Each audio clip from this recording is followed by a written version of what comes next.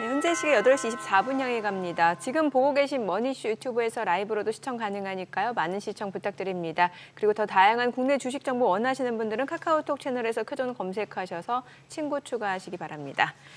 간밤 뉴욕 증시 진짜 분위기가 좀 달라진 것 같다는 생각이 드는 게 다우지수는 지금 41,000선을 넘어섰고 네. 나스닥이 반도체주를 비롯해서 주요 기술주들이 좀 급락하는 양상이었죠. 그렇죠. 예. 예.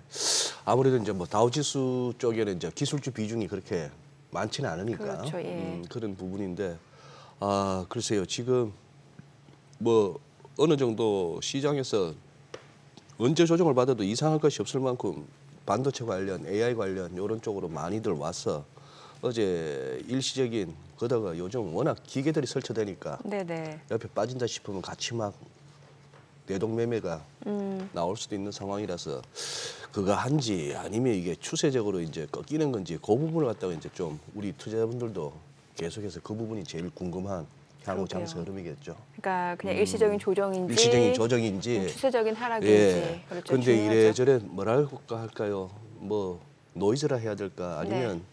챙겨야 될 재료나 네. 발언들이 너무 많네요. 그죠? 일단은 지금 트럼프 대선 후보 발언이 좀 시장에 많은 영향을 미치는 것 같고요. 예. 그렇죠? 현직 전직 할 것 없이 막 쏟아냅니다. 전 대통령, 지금 현 대통령. 네, 예. 그러니까요. 그러게요.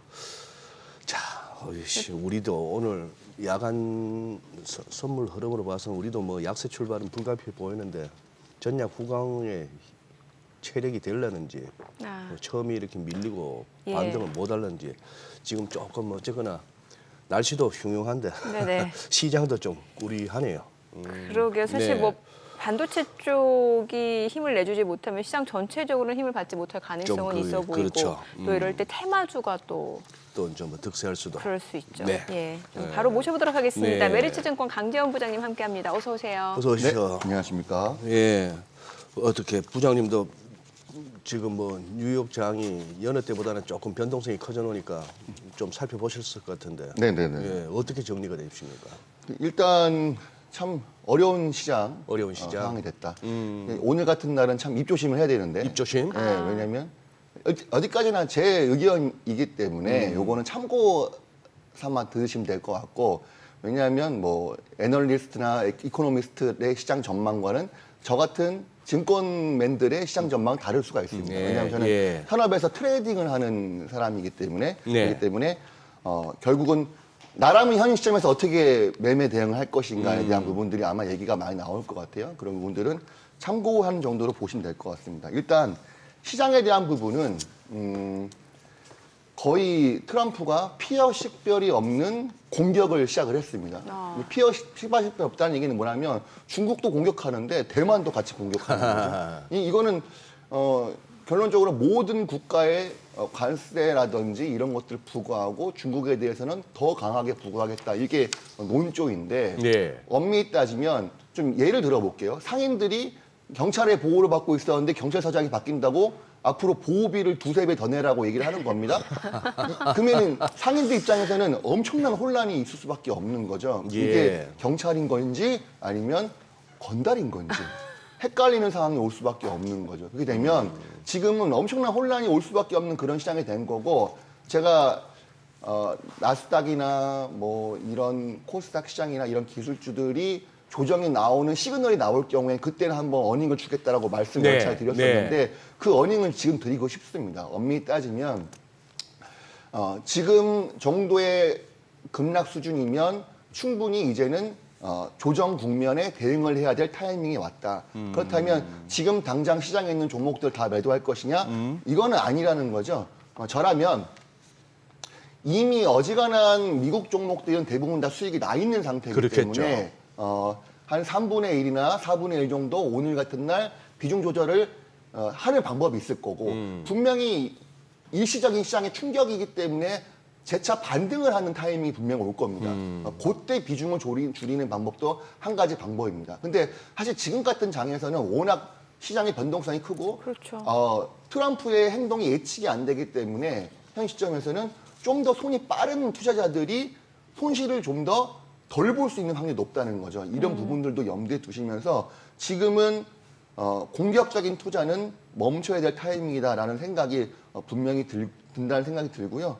어쨌든 지금 과거에 우리가 트럼프 정권이 들어왔을 때 국내 주식시장 정말 힘들었던 기억이 나거든요. 예, 그 추억을 돌이켜본다고 한다면 저도 같은 업계의 투자자들이랑 한강 가서 맥주 마시면서 온도도 한번 체크해보고 그 시즌이었어요.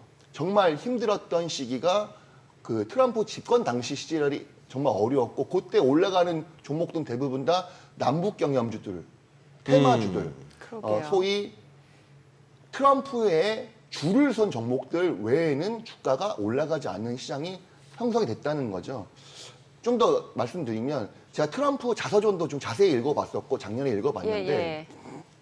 결론적으로 말하면 이 트럼프의 리더십, 그다음에 이 트럼프의 전략은 다 공격을 하고 나한테 져서 타협을 하고 들어오고 나에게 줄을 서는 사람들에게 우호적인 방법을 쓰는 전략을 쓰고 있는 전략가입니다. 네네네. 그렇기 때문에 현 시점에서는 일단은 다 공격을 하고 건들 겁니다. 그렇기 때문에 이 시장에서는 상당히 혼동이 있을 수밖에 없다는 거. 우리나라도 자유로울 수는 없는 거잖아요. 지금 뭐 당연히, 방위비 그렇죠. 이슈는 뭐 우리나라도 사실 크게 흔들릴 수 있는 재료잖아요. 흔들 수 있는 재료이고 대만도 방위비에 대한 얘기가 나오고 아마 전 세계적으로 방위비에 대한 얘기를 깊게 하겠죠. 근데 지금 바이든 현 시점에서는 중국을 지금 또 같이 반도체에 대해서 제재를 가겠다 공격을 다시 들어갔는데 사실 무역 정쟁에 있어서만큼은 트럼프보다 강한 사람은 없거든요. 오히려 제가 바이든이라고 한다면 중국과의 화해 모드를 조성을 하는 방향으로 가는 게 맞지 않을까. 완전히 반대되는 방향으로 가야 표심을 얻을 수 있다라고 판단이 되고 어쨌든 지금은 너도 나도 할 거 없이 트럼프가 너무 강하게 나가니까 바이든도 따라가는 형국 이런 상당히 어려운 형국이 된 것 같다. 시장은 상당히 혼돈 속에 있기 때문에 지금은 조심해야 될 필요성이 있다. 이런 말씀을 드리고 싶었습니다. 이 국적은 네덜란드지만 이 ASML. ASML이 이제 소위 말하는 뭐 노광 장비라 해서 반도체 관련 굉장히 이제 주목받는 주식인데 어제 뉴욕에서는 이 뉴욕에 상장돼 있는 ASML 홀딩스 그 ADR은 12.74%. 와. 아니 이제 미국 나스닥 100 같은 게 한 3% 가까이 빠진 것도 놀랍지만 이게 이제 이렇게 하면서 거래도 엄청나게 터졌는데 그러니 이만큼 떨어지니까 사자도 적지 않았다는 얘기인데 아니 뭐가 그렇게 실적 괜찮았다면서 네. 그러면 시장은 어떤 면을 본 거예요 그러면? 두 가지 포인트를 두 볼 가지 수 있을 포인트. 것 같습니다. 네. 첫 번째는 이 ASML이 네. 실적이 잘 나온 건 맞아요. 예. 근데 중국 매출 비중이 높다는 게 리스크로 보이는 겁니다. 중국 비중이 높다. 네, 중국 매출 아하. 비중이. 그럼 중국 공격하고 있으니까 영향이 있을 수 있겠죠. 매출 비중에 대한 부분. 두 번째는 이제는 실적이 잘 나와도 주가가 하락할 수 있다라는 게 이상한 공식으로 됐다는 거죠. 그만큼 시장이 혼조세에 있기 때문에 그럼 국내 장도 살펴봐야 되는 게 예. 단순히 어떤 종목에 대해서 흐름이 지지부진한데 이 회사 실적 좋으니까 버텨봐야 돼. 이 논리가 안 맞을 수 있다는 거죠. 네. 그렇게 된다고 한다면 지금 우리가 8월 15일까지 실적 발표 나오는 이 시즌을 기다리면서 실적 잘 나올 만한 종목들 조정이 나와도 좀 기다리고 있었는데 지금 상태에서는 전략을 새로 짜야 될 타이밍이 예. 온 것 같다. 과거에도 실적이 좋기 때문에 들고 가서 계속 끝까지 물린 종목들을 경험해 보신 적 있을 겁니다. 분기 시초도 또 잘 나왔고 다음 시초도 잘 나왔는데 여전히 수급이 몰리지 않아서 주가는 지지부진한 거죠. 그런 종목들이 나올 수도 있겠다. 현 시점에서는 그만큼 시장의 수급이 좀 꼬여 있는 상황이 돼버렸다. 이런 말씀 드리고 싶네요. 지금 근데 어떤 대만에 대한 그래요. 뭐 표현이 그렇습니다만 대만에 대해서 어느 정도 좀 TSMC 쪽으로서는 듣기 불편한 그런 얘기들이 나왔단 말이에요. 네네. 네. 트럼프 후보의 입에서 그렇다면은 지금 우리는 삼성전자나 하이닉스는 그러면 반사 이익은 없나요? 같이 무너져야 됩니까? 아까 말씀드렸다시피 트럼프는 피하 식별이 없는 공격을 피하 하는, 식별이 없다. 없는 공격을 하는 사람입니다. 네 편 내 편이 없다. 그렇죠. 그러니까 일단은 미국 빼고는 다. 예, 오로지 미국을 위대하게 그리고 그 다른 나라들은 본인에게 더 유리한 조건을 만들기 위해서 싹 다 공격을 할 겁니다. 자국 우선주의죠. 그렇죠. 예. 이게 상당히 리스크한 부분인 거고 아마 국내에도 공격에 들어갈 겁니다. 반드시 들어갈 건데 여기서 더 빨리 아쉬운 일이지만 그 힘에 무릎을 꿇고 빨리 들어가는 손을 잡는 그런 기업들이나 나라들은 살아남을 수가 있겠죠. 이게 바로 트럼프의 전략이다. 저는 생각을 하고 있습니다. 근데 어제 보면 삼성전자하고 SK하이닉스 주가 그 하락은 조금 대조적이었어요. 왜냐면 삼성전자 낙폭은 1%, 네. SK하이닉스라든지 한미반도체는 5% 넘게 떨어졌어요. 물론 그동안 많이 오른 것도 있겠습니다만 이건 어떻게 해석해야 돼요? 어저께 SK 하이닉스와 한미반도체가 크게 급락을 한 예. 이유는 곧 당시에 삼성전자가 3분기 정도 수준의 HBM 납품 퀄 테스트 통과할 것이다 이런 얘기가 시장에서 많이 돌았어요. 네네. 텔레그램에서. 그래서 삼성전자는 물론 빠지긴 했지만 그 당시에는 좀 강보합 수준에서 움직이고 있었는데 그 얘기는 무슨 즉슨 SK 하이닉스가 워낙 비중이 HBM 비중이 거의 압도적으로 독점을 하고 있다가 네. 삼성전자에게 독점 기회를 뺏길 수도 있다. 이런 우려감 때문에 SK 하이닉스가 크게 급락을 한 거죠.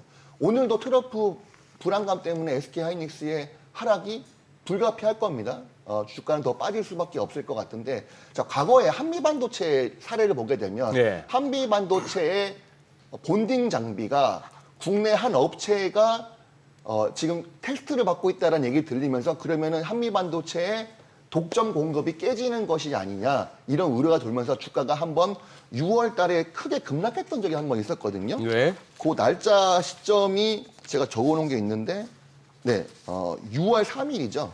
6월 3일 날 주가가 크게 급락했었고 이게 하나 정밀기계가 같은 장비 제품을 지금 테스트를 받고 있다. 그러면 한미반도체가 SK 하이닉스에 납품하고 있는 독점 공급이 깨지는 거 아니냐 이 우려감 때문에 주가가 급락을 했던 겁니다. 근데 그 다음에 6월 14일 날 주가는 빠르게 반등을 해서 바로 신고가를 돌파를 했습니다. 한미반도체 같은 경우에는. 근데 SK 하이닉스도 현 시점에서 이거를 완전히 끝났다고 볼 수 있는 게 아닌 게 물론 삼성전자가 들어온다고 하더라도 워낙 수요가 많은 AI 칩 반도체이기 때문에 결국은 이 두 쌍두마차가 같이 실적이 올라가는 효과는 분명히 나올 것이다 라고 저는 판단하는 거죠. 분명히 SK 하이닉스는 주가가 회복을 할 거예요. 근데 지금 분위기는 너무 어렵기 때문에 주가가 빠진다고 해서 급하게 지금 뭐 물타기를 할 것은 아니고 현재 있는 비중을 지켜가고 나서 반등이 좀 나올 때 SK 하이닉스 비중 조절이 필요할 거다. 분명히 SK 하이닉스는 시적 모멘텀을 가지고 반등은 나올 거다라는 말씀을 좀 드리고 싶은 거예요. 근데 다시 한번 말씀드리자면 현 시점에서 주가가 많이 빠졌기 때문에 물타기식으로 또는 이 정도 주가면 들어가야지 이런 방법은 좀 맞지 않는 것 같고 조금 더 시장에 대한 조정을 좀 기다리면서 더 낮은 가격을 한번 잡아보기 위한 노력을 저 같으면 하겠다 이런 말씀 드리고 싶습니다. 예. 최근에 이제 미국장이 그렇게 이해가 됐죠. 다우가 그리고 러셀 2000 같은 중소형주가 선전하는 반면에 이제 나스닥이 좀 힘을 잃고 이런 모습들이다 보니 무슨 순환매 뭐 이런 얘기가 나왔고 경기 민감주로 간다 뭐 이런 얘기가 나왔는데 어쨌거나 거기도 뭐 뻔하겠죠. 좀 많이 올랐는데 싶은 거하고 아직 뭐 안 움직였는데 싶은 쪽으로 이렇게 자금이 높은 데서 낮은 데로 물이 흐르듯이 그렇게 갈 수도 있겠는데 그 기간 동안에도 우리는 오히려 중소형주 중심이라 할 수 있는 코스닥이 코스피보다 좀 못했단 말입니다. 미국장 못 따라갔어요. 그렇죠. 네.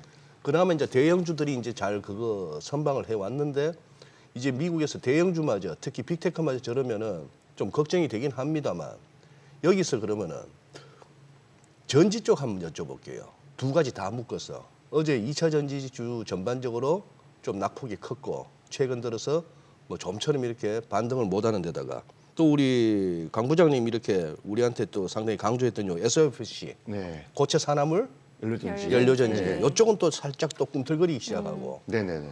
요 두 개 같이 어차피 양쪽 끝에다가 전지니까 네. 한번 여쭤볼게요. 네, 둘 다 같이 말씀드리자면 네. 업종 상승이 정말 변화무쌍해진 상태입니다. 변화무쌍. 이제 천하 단타 제일대회가 아니고 이제는 춘추 전국 시대가 접어든 거죠. 완전히 업종이 산발적으로 같이 막 올라가는.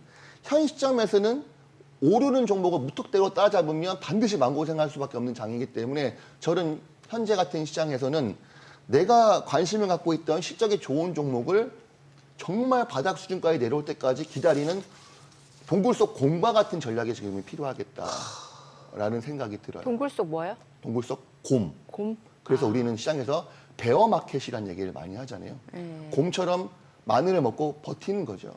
시장이 지금은 바닥을 섣불리 예측하기 좀 어려운 장이 됐다라고 판단하고 있고, 결국은 하반기에도 반도체 섹터와 전력기기 섹터가 강할 거다라고 저는 판단을 하고 있어요. 아, 충분히 조정을 거친 네, 이후에. 네, 조정 겪은 이후에. 그리고 2차 전지 말씀하셨는데 2차 전지 관련 종목들은 선별적으로 1분기 실적을 한번 다 훑어봐야 됩니다. 1분기 실적이 두 가지 엔드 조건이 나와야 됩니다. 같은 작년 분기 대비 증가했는지, 그 다음에 직전 분기 대비 증가했는지. 실적은 오히려 증가했음에도 불구하고 주가는 대부분 다 빠진 종목들, 이런 종목들 중에서 선별을 하는 게 중요하거든요. 네. 근데 1분기 실적이 작년 같은 분기 대비 미스가 난 종목들 같은 경우에는 일단 실적에 대해서는 조금 어려워지고 있다. 상당히 피크를 찍은 상황태다. 이런 종목들은 피해야 될 것이고, 그렇지 않은 종목들로 선별적으로 선택한다면은 2차 전지 관련 종목들도 테슬라의 영향을 입어서 주가는 반등을 할 수가 있다. 이런 말씀 드리고 싶고요. SOFC 관련 종목에 대해서는 일단 블룸에너지가 어제도 주가 상승이 나왔어요. 네. 크게 급등을 하다가 한 2%대 상승하고 끝난 걸로 보이는데, 어쨌든 이게 AI 데이터 센터 옆에 SOFC를 설치하게 되면 전략 공급 없이 자가 발전을 통해서 전력을 공급하는 그런 시스템이 SOFC입니다. 종목들 상당히 종류가 많이 있는데, 사실 시장이 어려우면 뭐 장사가 있겠습니까? 상당히 기술적으로 좋은 회사들이긴 하지만 현 시점에서 이런 종목들도 조정은 불가피할 수밖에 없는 분위기는 형성됐다. 이 나스닥 종목들, 러셀 지수가 주가가 올라오면서 제가 2주 전에 말씀드렸던 유니티 소프트웨어라고 하는 그 메타버스 미국 종목도 최근에 들어서 좀 계속 반등이 나오고 있어요. 그래서 시장이 조금 흐름이 바뀌고 있다는 느낌도 들고 있습니다. 이게 유니티 소프트웨어라는 종목 같은 경우에는 사실 언리얼 엔진, 그 다음에 유니티 소프트웨어 엔진, 이 두 가지가 메타버스 엔진으로 가장 유명한 엔진인데, 이 언리얼 엔진은 포르쉐와 같다고 한다면 유니티 소프트웨어의 엔진은 약간 포드와 같은 국민 엔진이거든요. 그래서 시장 점유율이 상당히 높기 때문에 근래 들어서 유니티 소프트웨어가 주가가 반등이 나오고 있는 것도 좀 시장의 흐름이다. 어저께도 주가가 올라온 게 좀 예외였기 때문에 한번 짚어드렸습니다. 네.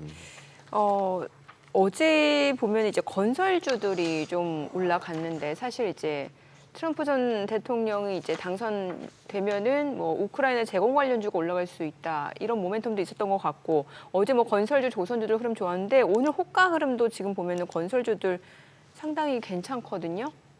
네. 우크라이나 전쟁에 대해서 예. 과거에 트럼프가 어떻게 언급했냐면, 요거는 명백한 바이든의 실수 때문에 벌어진 전쟁이다. 예. 그다음에 본인만의 해결책이 있다. 나는 이거를 전쟁을 해결할 수 있다.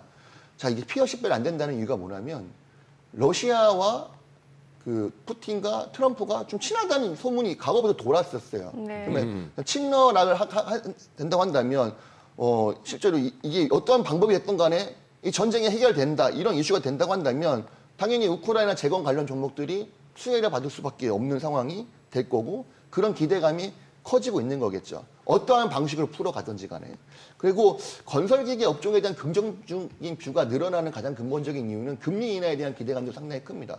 건설 경기는 금리에 아주 밀접한 영향을 받고 있는 업종이기도 하고, 실제로 금리 인하가 단행된다고 한다면 건설 경기에는 호조이면 틀림이 없을 거고, 그 다음에 미국의 주택 경기도 상당히 호조에 들어섰다는 점들 때문에 미국 내에서 활동을 하고 있는 건설기계 업종도 주가가 최근에 들어서 반등 시그널이 나오고 있는 것이 아닐까. 저는 좀 긍정적으로 보고 있는 유일한 업종 중에 하나이다 판단하고 싶습니다. 네.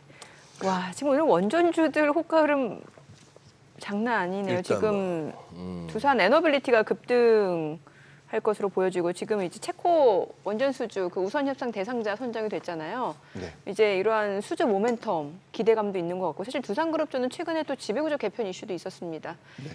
여러모로 이제 모멘텀이 맞물리면서 이런 쪽으로 또 매수세가 좀 유입될 수 있겠네요, 상당히.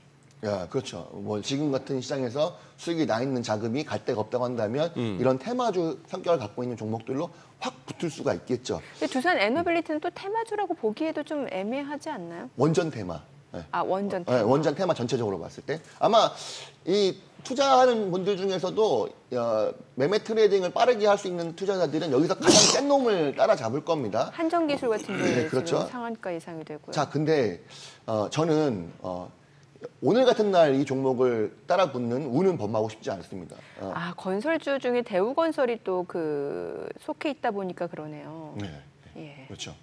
일단 개인적인 의견이라 단언하기 힘들겠지만 어떤 기대감은 실질적으로 확정이 되는 내년 2월 정도로 미뤄지는 상황이니까 기대감이 여전히 상존해 있는 거죠. 아마 근데 이런 것도 생각해봐야 될 것 같아요. 기관 투자자들이 원전에 대해서 이미 소식을 다 알고 100억이든 200억이든 정말 많은 물량을 샀다라고 가정한다고 한다면 오늘 같은 날 아니고서는 이 물량을 던질 수 있는 시장이 흔치 않을 겁니다. 이 말을 뜻은 좀 이해가 되시나요? 네. 네, 그러니까 급등했을 때 차익 실현 물량이 네. 나올 것도 대비를 해야 된다. 네, 밑에서 예, 받아줄 예. 수 있는 게 있어야 그 많은 물량을 던질 수가 있기 때문에 이런 부분도 염려해 줘야 될 것 같고 저라면 지금 같은 급등에서는 따라잡는 운은 범하고 싶지가 않다. 오늘 아마 모르겠어요. 오늘 더 강할지 아니면 이 꼴이 달고 내려올지는 알 수 없겠으나 어쨌든 리스크는 그만큼 제로 소멸 가능성도 있다. 이 정도로 말씀드리겠습니다. 오늘 지금 뭐 개장 전 흐름 분위기로 봐서는 뭐 급락 출발은 불가피해 보이는데 시장 전체적으로. 예, 전체적으로 봐서는. 근데 이 와중에 어제도 우리 뭐 장은 별로였습니다만 강 부장님 두 가지가 궁금하네요. 첫째는 어제 같은 날 아모레퍼시픽 같은 이 무거운 종목이 8.4%나 올랐네요. 거기에 있고 또 하나 어제 나온 또 언론에서 뭐 이렇게 눈길을 끌만한 뉴스 중에 검찰에서 또 카카오 창업주인 김범수 씨에 대한 구속영장을 청구했단 말이에요. 그 배경이나 그런데 그 와중에 또 카카오 관련 주들은 또 올라요. 이 어떻게 이해를 하면 될까요? 우선 아모레퍼시픽 뭐 있었습니까 어제? 그거는 내용을 좀 체크해봐야 될 것 같고요. 예. 그냥 때가 돼서 한번 움직였나? 워낙 이제 바닥에 있는 종목들 순환매 차원 주가들이 올라오고 있는 건 사실인 것 같고 네이버나 카카오도 근래 들어서 금리 인하에 대한 어떤 기대감들 때문에 예. 주가들이 좀 반등은 나오고 있는 것 같습니다. 예. 그러니까 이제 구속영장 청구가 됐지 구속이 된 건 아니잖아요. 그죠? 예. 그러니까 결과는 좀 지켜봐야겠죠. 아모레퍼시픽은 그냥 그 선대회장 탄생 100주년 그게 있었네요. 회고전. 회고전 때문에 어제가. 주가가 8%가 오고 아니요, 그냥 뭐 그냥 맞춰보자면 좌우지간 그렇다는 신문에 거죠. 신문에 그냥 회사 이름만 나오면 움직이는구나 종목이. 네, 아마도 이렇게 갑자기 주가가 올라갔다는 거나 아마 2분기 실적에 대한 기대감이 커진 것이 아닐까. 지금 어쨌든 실적 시즌이니까 예. 실적이 좋아질 가능성이 있는 종목들은 움직일 수 있겠죠. 이 회사의 최근에 1분기 실적을 보게 되면 뭐 평이하게 잘 나왔네요. 근데 작년 2분기 때 193억 원 정도 단기 순이익 나왔는데 올해 500억 예상한다고 하니까 2분기 때 그러니까 한 3배 정도 증가할 것이다. 그럼 실적이 상당히 크게 턴어할 수 있다. 그럼 화장품 관련 종목들 중에서도 상대적으로 덜 오른 아모레퍼시픽이 좀 주목을 받은 것이 아닐까 이렇게 그렇게. 판단될 것 같습니다. 네. 와, SK이노베이션 지금 SK E&S 합병 결정이 됐잖아요, 이사회에서. 오늘 급등 출발이 예상되는데 이게 합병되면 왜 좋은 건지 좀 알아야 될 것 같아요. 네, 그러니까 SK이노베이션과 SK E&S. E&S 이 회사 자체가 연간 영업이익이 1조 3천억 원을 내고 있는 아주 알찬 기업입니다. 그렇기 때문에 이 알찬 기업의 알을 품게 되면 주가 상승에 방향을 두는 게 맞는 거죠.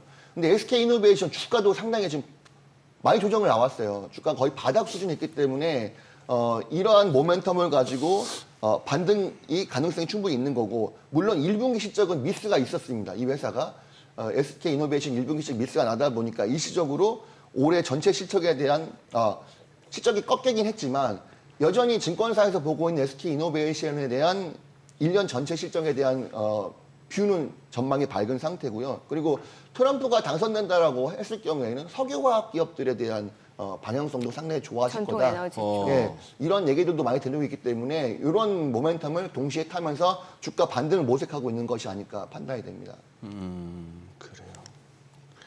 저기 테마 그동안에 우리는 뭐 테마주는 계속 순환매 성격으로 가면서 왔는데 몇 가지 그냥 짧게 한번 체크해 보시죠. 저 사조자 들어간 애들 테마 끝났습니까? 아니면 보통 한 번 더 튀는데 어떻게 보세요? 뭐 김 이슈요? 김 이슈, 뭐 냉동 김밥 이슈. 냉동김 입시요. 예. 지난주에 이어서 김 얘기를 2번이나 물어보시는 것 같아서 저도 요즘 김 많이 좋아하는 한이에요. 예, 한 번만. 자, 지금 같은 장에서 반도체나 전력기기 섹터가 조정이 깊게 나오면 더 매력적이겠습니까? 김 섹터가 조정이 깊게 나오면 더 매력적이겠습니까? 이 말이면 힌트가 되는 것 같아요. 예. 네. 예. 사야 될 기다릴 업종들이 좀 종목 보합하는 게 많다. 결국은 실적 모멘텀이 받침되는 종목들 중에서도 주력 섹터가 무엇인가에 대한 나의 투자 성향이 중요할 것 같고, 근데 이제 이 종목들이 특징이 뭐냐면 반등도 세게 나오지만 급락도 크게 나온다는 단점이 좀 있어요. 그래서 네. 변동성이 큰 종목들은 지금과 같은 어려운 시장에서는 매매하기는 좀 더 난이도가 필요하다, 이런 말씀 드리고 싶네요. 네. 지금 시각 8시 49분 향해 갑니다. 오늘 양시장 호가 상황 좀 체크해 보도록 하겠습니다. 먼저 코스피 예상 체결지수 보도록 할게요. 오늘 1.5% 하락 예상되고요. 예상 체결지수는 2,799포인트로 집계가 됩니다. 지금 하루 만에 2,800선을 좀 더 하회할 걸로 예상이 됩니다. 아무래도 간밤 미국 뉴욕 증시에서 이제 나스닥이 많이 떨어졌고 시장 상승을 이끌었던 주요 빅테크 관련주들 시가총액이 최근 5일 동안 이제 1조 1,000억 달러가 증발이 됐고요. 국내 증시 쪽에서는 이제 반도체주가 어제 또 여파를 그대로 또 이어갔고 오늘 장에서도 좀 급락이 예상이 되면서 코스피가 2,800선을 하회할 걸로 보이고요. 코스닥도 1.5% 하락이 예상됩니다. 예상 체결지수는 816포인트입니다. 시가총액 상위 종목 예상 체결가 보겠습니다. 삼성전자 오늘 3% 하락 예상됩니다. 지금 예상 체결가 83,700원이고 SK하이닉스 7% 급락이 예상되네요. 지금 호가는 20만 5천 원. 20만 원 지지 여부도 좀 중요해 보이고요. LG 에너지솔루션도 1.9% 하락이 예상됩니다. 예상 체결가 33만 원이고 삼성 바이오로직스도 2.7% 하락이 예상됩니다. 호가는 82만 8천 원. 현대차도 1% 약세가 예상되고요. 기아도 1.49% 하락이 예상됩니다. 현재 호가는 11만 9,300원, 그리고 삼성전자 우선주 4% 하락 예상됩니다. 셀트리온도 0.5% 내림세가 예상되고요. 예상 체결가는 19만 1,500원. KB금융, 포스코홀딩스 모두 1% 약세가 예상됩니다. 시가총액 10위권 내에서는 전 종목이 하락 출발 예상되고 있고요.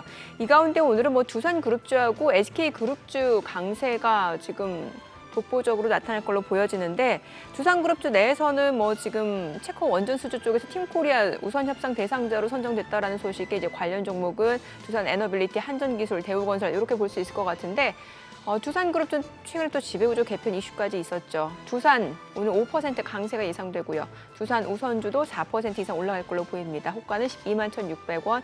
두산 로보틱스도 3.6% 상승 예상되고요. 지금 호가는 8만 8,100원. 두산 에너빌리티 21% 급등 예상됩니다. 호가는 2만 5,700원이고요. 두산 밥캣도 상승 출발 예상됩니다. SK이노베이션은 어제 최근에 2거래 연속 상승을 보여줬는데 지금 호가는 다시 한번 보합권에서 머무르네요. 지금 호가다 보니까 아무래도 좀 허수도 많이 반영이 되겠죠. SK 지주사 자체는 2% 강세가 예상되네요. 지금 시각 8시 51분 지나가는데요. 코스닥 시가총액 상위 종목 예상 체결가 보도록 하겠습니다. 에코프로비엠이 2% 하락이 예상됩니다. 지금 호가는 17만 5천 원, 알테오젠도 2.9% 약세 예상되고요. 예상 체결가는 26만 6천 원. 에코프로가 2.8% 하락이 예상됩니다. 호가는 9만 2천 원이고 HLB도 2% 하락 예상됩니다. 예상 체결가 8만 2,500원, 삼천당제약도 2% 하락 예상됩니다. 예상 체결가는 삼천당제약 예상 체결가 18만 5천 원이고 HPSP, 리노공업 모두 지금 하락 출발 예상됩니다. 특히 리노공업이 5%또 급락이 예상되네요. 호가는 21만 5,500원.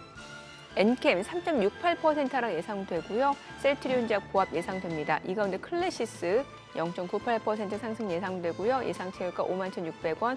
레인보우 로보틱스는 보합이 예상됩니다. 지금 호가 분위기로 봤을 때는 그동안 시장에서 다소 좀 소외됐던 섹터가 좀 올라갈 걸로 보입니다. 피부 미용 의료기기라든지 아니면은 건설주 또 조선주 이런 섹터가 좀 상승을 보여줄 걸로 예상이 되고 있는 가운데 유틸리티 섹터도 오늘 한국전력, 한국가스공사 1% 강세가 예상이 되고 있습니다.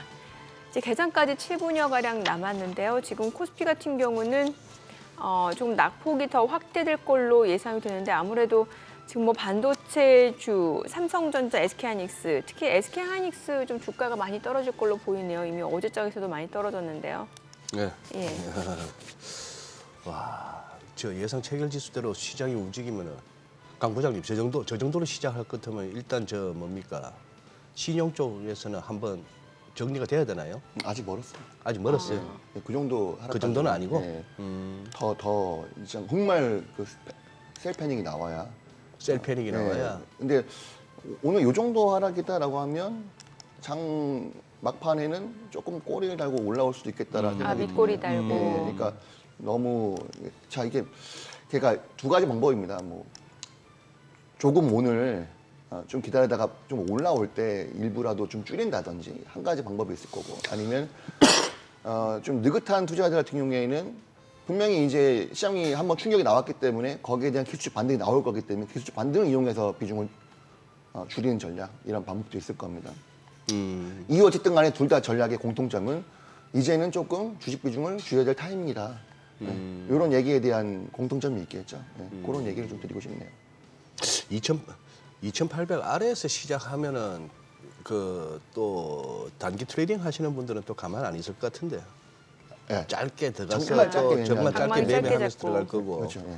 개장 초 낙폭이 생각보다 적으면은 이게 이제 오히려 더 진입 시점이 애매해지는 거고. 예. 제가 이제 그 기술적으로 가장 많이 쓰는 것들 중에 하나가 시장이 조정이 많이 나오고 급락을 할 때 가장 쓰는 전략이 장중 저점이 바닥일 때가 좋다라는 지론을 갖고 있습니다. 네. 그러니까 지금 개파락이 나오죠. 네. 개파락이 나온 다음에 이게 어설프게 들어올려서 양봉 전환 되게 되면 오히려 시장은 며칠 후에 그걸 다시 한번 깨고 내려올 가능성이 높다라고 저는 보고 있어요. 오. 그래서 오히려 장중 저점이 개파락 나온 이후에 음봉으로 크게 무너졌을 때 그때 종가가 그렇게 끝난다고 한다면 그 다음에 시장이 반등이 좀 세게 나올 수가 있다. 이게 과거 경험상 매매이기 때문에. 장중 저점이 종가일 때 예, 그렇죠. 장중 저점이 저가일 때.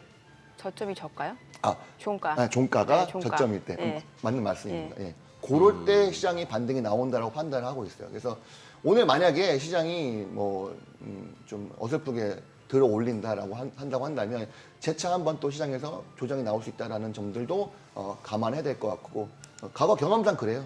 항상 개파락 양봉은 그 양봉선을 깨고 내려왔던 그 지수들이 많았기 때문에 이런 것들도 한번 매매 투자에 참고해 보시면 좋을 것 같습니다. 어제 저는 뭐 모처럼 뭐 친구들하고 자리가 있었는데 저녁에 거기 이제 뭐 다 이제 뭐 시장에서 이제 주로 그걸 직장 생활을 하거나 뭐 개인적으로도 하고 있는 그런데 확실히 이게 세대 차이라 해야 될까 아니면은 뭐 보면은 같이 친구들끼리 모여서 하니까 공감대가 많이 형성되는 거예요. 그 중에서 이제 하나가 한 친구가 이 친구 잘하는 친구예요. 좀처럼 안 깨지는 친구인데 야 금리 인하 시점이 빠져나올 때 아니냐 이렇게 얘기하더라고요. 네. 우리 지금 전부 금리 인하만 기다리잖아요. 연준에. 네. 이거 그냥 툭 던지는 이 말이 이렇게 느낌이 오세요, 강 부장님 아니면 그게 뭔 소리야 싶으세요? 금리 인하 제가 이제 금리 인하가 되면 기존에 올랐던 기술주들의 조정이 시작될 수 있다라는 얘기를 여러 차례 말씀드렸죠. 예. 그 이유인즉슨 금리 인하가 한다는 거는 시장이 그만큼 기술주들이 어렵다는 거를 반증하는 내용이 되는 거고 실제로 이런 종목들이 주가가 어쨌든 간에 조정이 나온다면 새로운 국면이 필요할 텐데 그거는 금리 인하 시점이 될 것이다라는 얘기를 좀 여러 차례 말씀드렸던 것 같아요. 근데 지금은 금리 인하에 대한 9월 확정설 플러스 트럼프에 대한 리스크 이 두 가지가 맞물리면서 더 강력한 조정 시그널이 나오고 있다는 생각이 듭니다. 예. 그래서 조금 빠르게 손이 움직일 수 있는 사람들 같은 경우에는 지금은 조정 국면을 좀 예상하면서 비중 조절이 좀 필요하다라는 말씀을 드리는 거고요. 이게 예를 들어서 반대로 주가가 많이 오른 종목들 말고 주가가 금리 인상 시즌에 최근에 들어서 1년 사이에 주가가 여전히 많이 눌려있던 종목들 그런 종목들은 금리가 인하된다고 한다면 반사로 주가가 올라올 가능성은 있겠죠. 네. 네, 그런 종목들은 말고 아까 말씀드렸던 그 후배분 같은 경우에는 이미 장에서 수익을 많이 보고 있는 투자자이기 때문에 이 비중을 언제 줄일 것인가에 대한 타이밍을 본다고 한다면 그 금리 인하 시점이 주식을 줄일 타이밍이다라는 뷰가 저는 맞다는 생각이 듭니다. 그래요. 예. 예. 저는 아까 그 반도체 관련해서 좀 여쭤보고 싶은데 이제 뭐 트럼프 전 대통령의 발언 자체가 약간 미국 빼고 다 지금 뭐 공격 대상이다라고 하면은 오히려 그 미국의 반도체 기업들 뭐 엔비디아, 인텔, AMD 이런 쪽은 지금 좀 일시적으로 주가 조정 받고 다시 또 오히려 올라올 수도 있는 거 아니에요? 네, 그렇게도 볼 수 있겠네요. 네. 과연 이제 그 중에서도 선별이 될 겁니다. 트럼프의 행정부의 우호적인 기업. 최근에 테슬라 그 일론 머스크가 너무 막 양쪽에 막 딸랑이 들고 흔드는 게 난 너무 좀 기분이 별로 좋지는 않은데 완벽하게 트럼프에 달라붙었죠. 예. 그렇게 정도는 해줘야 주주 아마 입장에서는 좋죠. 그러면. 그러다가 만약에 트럼프 대통령 안 되면 어떡하려고 그래요. 이게 그럼 또 바꾸겠죠. 예, 바꿀까요? 앨런 머스크 너무 리스크해 보이는 것 같아요. 과거에 도치코인에 대해서도 막 본인이 막 샀다는 얘기들 막 올리고 상당히 그런 것들이 좀 관종 느낌이 들어요, 사실은. 이건 제 개인적인 생각이긴 하지만 어쨌든 지금은 혼란. 예. 과연 어떤 방향으로 갈 것인가? 그러면 이 불확실성에 대해서 시장은 좋아하지 않기 때문에 수급이 흔들리는 건 거고 거기에 금리 인하에 대한 시그널까지 맞물려 버린 것이 아닐까. 어쨌든 조금은 시장을 관망해야 됩니다. 지금은 뭔가를 섣불리 빠졌다고 사는 전략은 아닌 것 같아요. 지금은 어떤 시장이 방향성을 결정할 건지에 대해서 좀 두고 보고 지켜봐야 될 것 같고 그 방향이 결정되고 한다면 그때 가서 제가 다시 한번 말씀드리겠습니다. 아까 우리 처음 시작하자마자 우리 강 부장님 오늘 같은 날 말 조심해야 되는데라고 그렇게 시작을 하셨어요. 네, 참 예민한 시기라서 그 얘기 개장하고 그러시죠. 들어보겠습니다. 네. 오늘 국내 증시 개장합니다.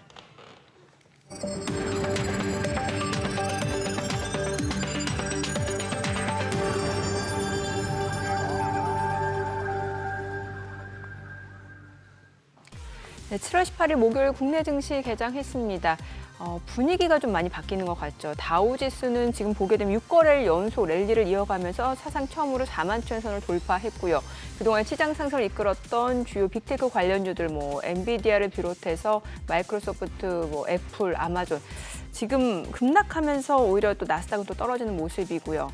중소형주 쪽 러셀 2000 같은 경우 이제 그동안 또 단기 급등한 측면이 있었기 때문에 좀 차익 실현 물량이 나온 정도로 해석해 볼 수 있을 것 같고 어제 국내 증시 쪽에서는 이제 반도체주들이 하락하면서 시장 하락을 좀 이끄는 모습이었고 전반적으로 이제 트럼프 전 대통령의 여러 가지 발언들이 시장에 좀 영향을 미치는 것 같습니다. 오늘 국내 증시 출발 지수 보겠습니다.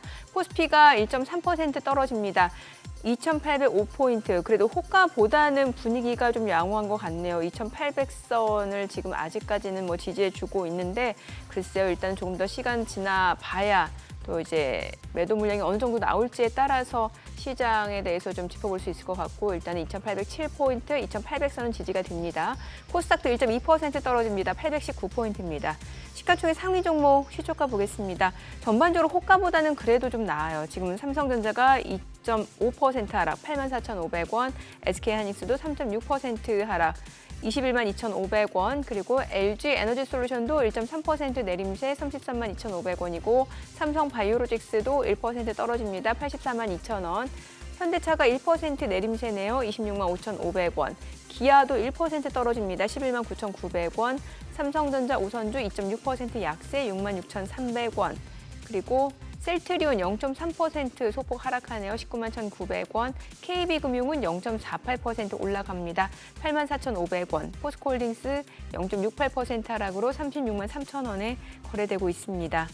코스닥 시가총액 상위 종목 시초가도 보겠습니다. 코스닥 쪽에서는 오늘 에코프로비엠 약보합권이네요. 17만 8,800원에 거래되고 있습니다. 나흘 연속 하락 흐름 이어지고는 있습니다만 그래도 오늘 낙폭 자체는 조금 제한적인 상황이고요. 알테오젠 0.7% 내림세 27만 2천원, 에코프로 0.4% 하락 9만 4,300원, HLB가 1.5% 떨어집니다. 8만 3천원이고요. 삼천당제약 2% 약세 18만 4,900원. 그리고 이제 반도체 관련주들은 좀 낙폭이 깊네요. 지금 HPSP는 4% 넘게 떨어지면서 지금 시가총액 10위권 밖으로 좀 밀려난 상황이고 리노공업도 3.9% 내림세 21만 8천원. 엔캠도 4% 하락이네요. 17만 5,500원, 5%까지 낙폭이 조금 더 확대되고요. 셀트리온작 소폭 하락이고요. 클래시스 1.5% 떨어집니다. 호가와는 또 분위기가 다르네요. 5만 300원. 레인보우 로보틱스도 1% 약세 15만 5,500원입니다. 오늘 시장에서 강세를 보여주고 있는 섹터 종목들 좀 체크해 보도록 하겠습니다. 호가에서 흐름 좋았던 이제 원전 관련주들 흐름 좋습니다. 체코 원전 수주와 관련해서 이제 우선 협상 대상자로 팀코리아가 선정이 됐고 관련 기업들 주가가 무더기로 좀 급등을 하고 있습니다. 두산 에너빌리티가 17% 급등합니다. 24,950원. 우리기술 22% 넘게 올라갑니다. 3,245원. 한전기술 지금 급등이죠. 97,900원. BHI도 11% 넘게 올라갑니다. 1,330원. 그리고 보성파워텍 15% 넘게 올라갑니다. 4,190원에 거래되고 있는 상황이고요. 그 밖에 지금 한전 KPS도 20% 급등합니다. 45,200원이고요. 오르비텍도 10% 급등하고 있고 우진도 13% 급등합니다. 1,760원. 에너토크도 21% 넘게 올라가고요. 대창솔루션, 비츠로테크 모두 강세 흐름 이어집니다. 오늘 원전 관련주들이 강세 흐름 보여주고 있는 상황이고요. 이제 정유주 내에서 이제 SK이노베이션이 SK E&S 합병 이슈가 있죠. 그에 따라 3% 강세 흐름 이어지고 있습니다. 정유주 전체적으로 올라가는 건 아니고요. 조선주들 어제 흐름 좋았죠. 오늘도 일부 종목은 상승세가 이어지고는 있는데 지금 종목별로는 좀 혼조세 희비가 엇갈립니다. 삼성중공업 1.8% 상승 11,130원, 그리고 HD 한국조선해양도 1% 올라갑니다. 181,100원. 하나오션은 좀 떨어지고요. HD 현대중공업 0.6% 올라갑니다. 오늘은 원전 테마가 굉장히 강하네요. 통신주 KT가 1% 올라가고 LGU 플러스도 소폭 상승세 이어지고 있는 상황이고요. 오늘 금융주들 흐름도 나쁘지 않네요. 지금 제주은행이 1.7% 올라갑니다. 11,310원, KB금융도 0.48% 올라가고요. DGB금융지주도 0.5% 상승, 하나금융지주, 우리금융지주도 상승 흐름 보여줍니다. 다만 상승폭 자체는 그렇게 크지는 않습니다. 지금 시각 9시 5분 지나갑니다. 수급 상황 좀 체크해 보도록 하겠습니다. 오늘 유가증권 시장에서 지금 기관 투자자가 금융투자 연기금을 중심으로 매수세가 유입됩니다. 960억 원 순매수고요. 개인과 외국인은 각각 848억 원, 32억 원 매도 우입니다. 코스닥에서는 외국인과 기관이 삽니다. 각각 107억 원, 229억 원 순매수, 개인은 312억 원 순매도를 나타내고 있습니다. 환율 체크해 보도록 하겠습니다. 오늘 달러 환율 지금 어제 3시 30분 기준 대비 달러 환율은 3원 30전 하락한 1,378원 20전에 개장이 됐습니다. 환율 자체는 좀 떨어지네요. 네, 지금 살짝 달러가 약세입니다. 그러게요. 달러엔 환율이 많이 밀리고 있고요. 한 155엔까지 떨어졌죠. 네, 155엔대 후반까지 내려왔고 파운드도 강하고요.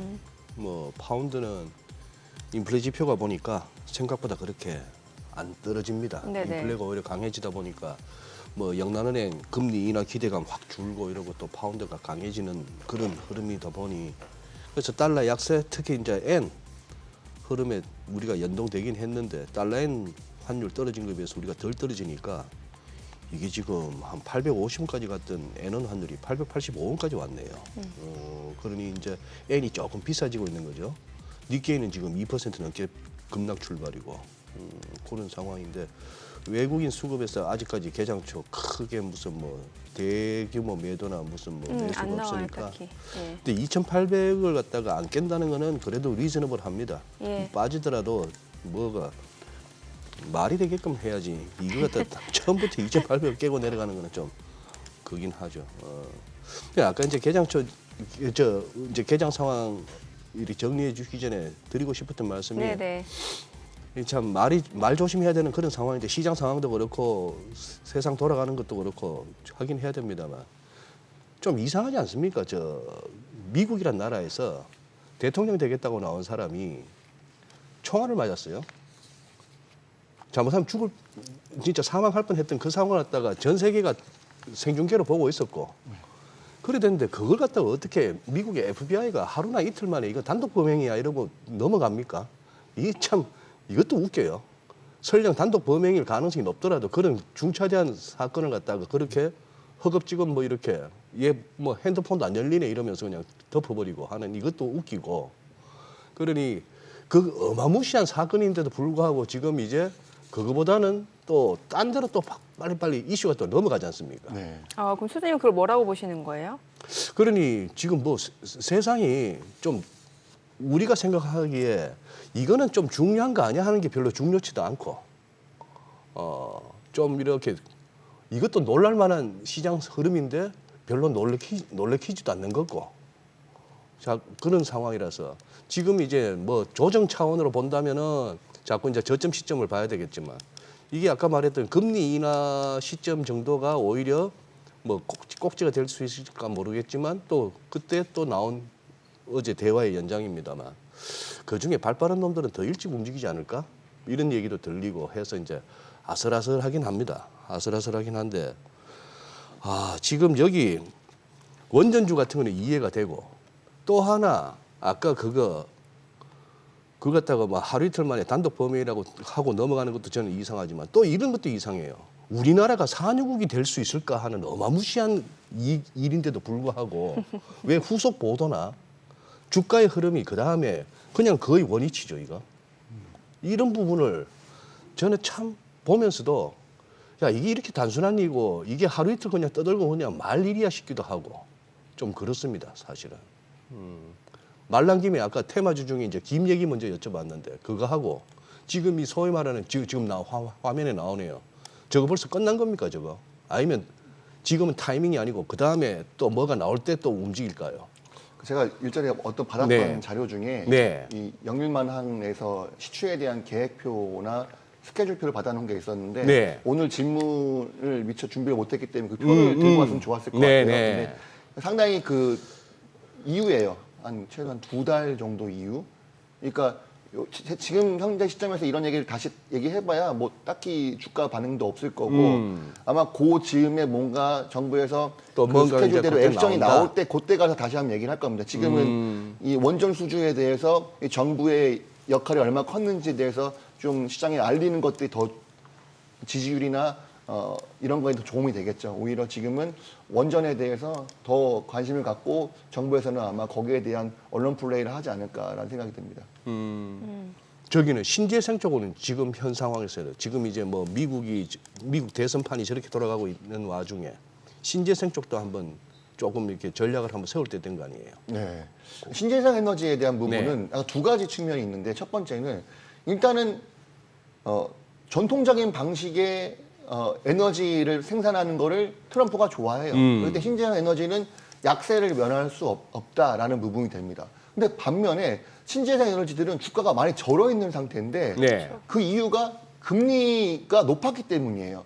금리가 왜냐면 이제 돈을 빌려서 장비를 설치하고 금리 대비에 전기 생산량이 더 많으면 수익을 가져가는 구조이기 때문에 네. 신재생 에너지는 아마 금리 인하가 단행되면 이 주가는 반등할 수 있는 가능성은 있을 겁니다. 이게 두 가지 양날의 칼이 지금 같이 섞여 있는 상황이다 보니까 또 한 가지 좀 더 좋은 점으로 놓고 본다면 태양광에 대해서 엄청나게 그 중국이 다 장악하고 있기 때문에 분명히 트럼프가 대통령 되면 이거에 대해서 분명히 크게 손을 댈 겁니다. 그러면 반사이익은 국내에서 태양광 업체들이 날 수 있겠죠. 예. 근데 이 트럼프가 피하식대로 안 하는 사람이다 보니까 국내 업체도 공격을 할 것 같아요.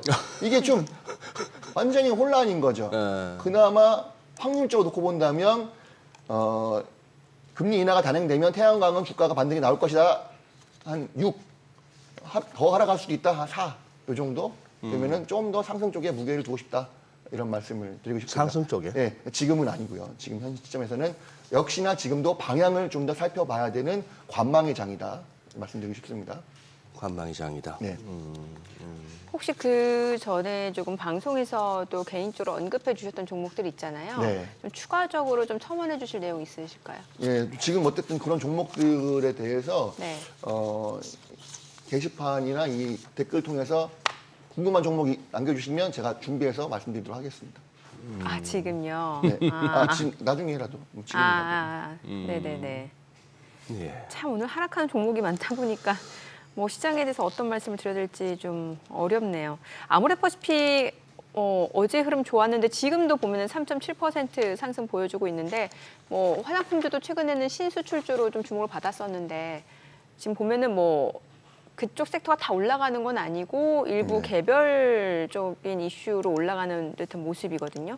화장품주 전반적으로는 어떤 전략이 좋을까요? 글라델에서 이제 화장품주에 대한 개인 투자자들이 많이 매수세가 몰리다 보니까 신용잔고가 좀 증가했다는 신용잔고. 게 좀 리스크가 있어 예. 보이는 것 같고요. 분명히 2분기 실적은 잘 나올 겁니다. 화장품들은. 근데 이제 실적이 잘 나와도 주가가 지금 가지 않는 그런 어려운 장이기 때문에 반등을 이용한 비중 조절을 좀 줄이는 것도 리스크를 줄이기 위한 방법이라고 판단이 되고요. 전일 화장품 관련돼서 장 끝나고 나온 이슈가 좀 재미난 게 있어가지고 나왔는데 예. 유한양행 그 회장이 전 회장이 예. 그 별세했다는 소식 들리면서 동시에 유한양행이 화장품 사업에 진출한다라는 뉴스가 나왔어요. 화장품 사업에 장 진출한다. 끝나고 나서 과거에 그 동국제약이 화장품 사업 진출하고 나서 매출이 크게 증가했거든요.